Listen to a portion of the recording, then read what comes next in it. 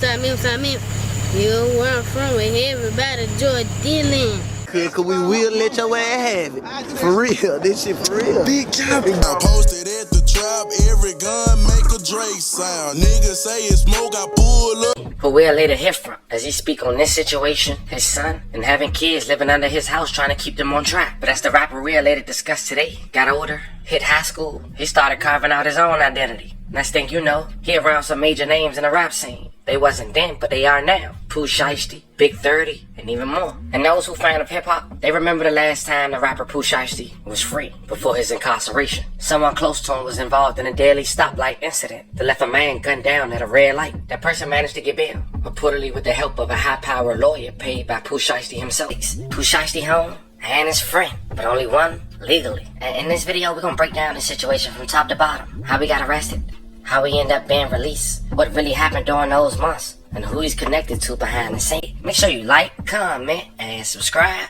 We'll jump right to it. Now fam, before we go any further, we gotta zoom out for a second and talk about Memphis. Because whether people want to admit it or not, Memphis right now is still at the forefront of hip-hop. Not just regionally, nationally. When you're talking about Memphis, you're talking about a city that shaped street rap for decades. First and foremost, we gotta pay our respects and rest in peace to Young Dolph, a man who helped refine independent success and left a permanent mark on the city. Pooh Shiesty's story is important here. He got signed in 2020 by Gucci Mane, right in the middle of the pandemic. When the world was shut down, Memphis was still heating up. Pooh Shiesty quickly became one of the faces of the new aggressive Memphis sound. He dropped some of his biggest records early, records that put pressure on the industry. His first track under his label 1017 Atlantic Records was 762 God, a track with over 85 million views, I ain't counting. As he mentioned in his lyrics, who can't do a show up in the city? Bitch, this is my shit. Wanna jumping fences, hitting them gates, and now we lit. Who can't do a show up in the city? Bitch, this my shit. He would end up dropping a track titled Back in Blood with Lord Durk that's 8 times platinum, 2 more from Diamond. Bitch, come get it back in blood. We ain't mask up, no Dodger X, niggas know who it was. But while climbing to the top of his career, Pooh Shiesty would get arrested, or what authorities claim in Florida, during an armed robbery behind a police station in a green McLaren.